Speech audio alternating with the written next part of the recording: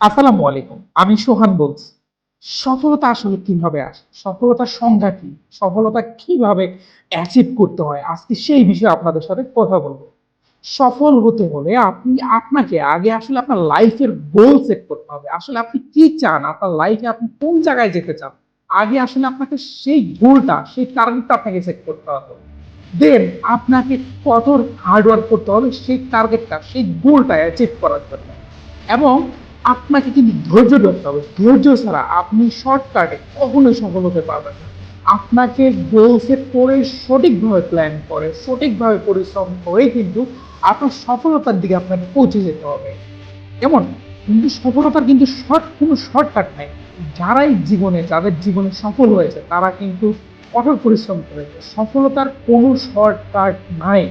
আপনিও যদি সফল হতে চান আজ থেকেই শুরু করেন। আপনিও পারবেন ইনশাআল্লাহ।